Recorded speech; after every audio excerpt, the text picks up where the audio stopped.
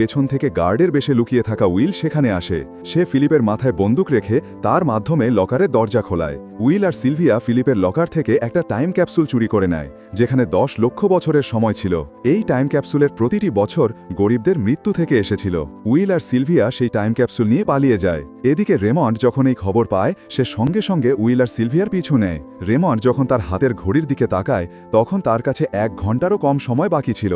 সে হেডকোয়ার্টারে phone করে বলে, আমার বেতন ক্যাপসুলে পাঠিয়ে দাও, আমার কাছে সময় কম। কিন্তু সে তার শরীরে ক্যাপসুল থেকে সময় ট্রান্সফার করার আগেই উইলের গাড়ি দেখতে পায়, এবং সে ক্যাপসুল থেকে সময় ট্রান্সফার না করেই তাদের পিছু নেয়। কারণ যদি সেই 10 লক্ষ বছর গরিবদের কাছে চলে যেত, তাহলে ঘেটো টাইম জোনের প্রত্যেক মানুষ অমর হয়ে যেত, এবং ধনীদের বানানো পুরো সিস্টেমটাই ধ্বংস হয়ে যেত। রেমন্ড উইল আর সিলভিয়াকে ধরার জন্য তার সর্বশক্তি দিয়ে চেষ্টা করে, কিন্তু সে তাদের থামাতে পারে না।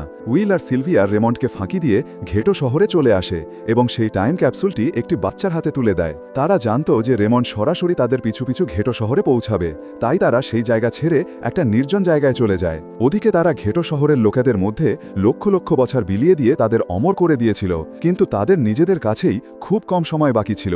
দুর্ভাগ্যবশত ঠিক সেই মুহূর্তে রেমন্ড তাদের ধরে ফেলে। রেমন্ড উইলকে হুমকি দিয়ে বলে, যদি তোমার জীবন প্রিয় হয় তাহলে চুরি করা সব সময় ফিরিয়ে দাও। তখন উইল তাকে নিজের ঘড়ির সময় দেখায়। উইল আর সিলভিয়ার কাছে মাত্র কয়েক মিনিট বাকি ছিল।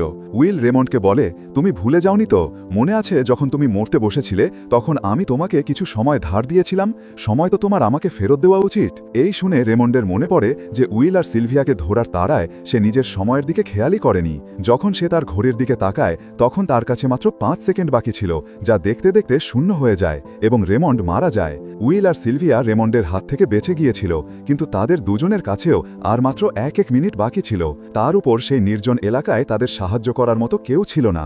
তারা নিজেদের মৃত্যু স্পষ্ট দেখতে পাচ্ছিল। তারা দুজনেই হতাশ হয়ে একে অপরকে জড়িয়ে ধরে, আর তখনই উইলের নজর রেমন্ডের গাড়ির ওপর পড়ে। উইল দ্রুত গাড়ির দিকে দৌড়ে যায়, এবং সেখানে পৌঁছে রেমন্ডের বেতনের সময় নিজের ঘড়িতে ট্রান্সফার করে নেয়। এরপর সে সিলভিয়াকেও সময় দেওয়ার জন্য তার দিকে দৌড়াতে থাকে।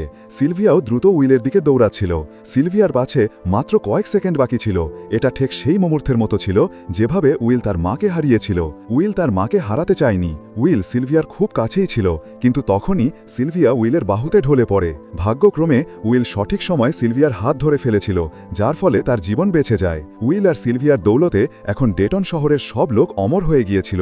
এখন তাদের 1 ঘন্টা রোজগারের জন্য ফ্যাক্টরিতে কাজ করার প্রয়োজন ছিল না। তারা সবাই নিজেদের স্বপ্ন পূরণ করতে গ্রিনিচ শহরের দিকে রওনা হয়, যার ফলে ধনীদের বানানো পুরো সিস্টেমটাই ব্যর্থ হয়ে যায়। আর এর সাথেই এই গল্পটি শেষ হয়ে যায়।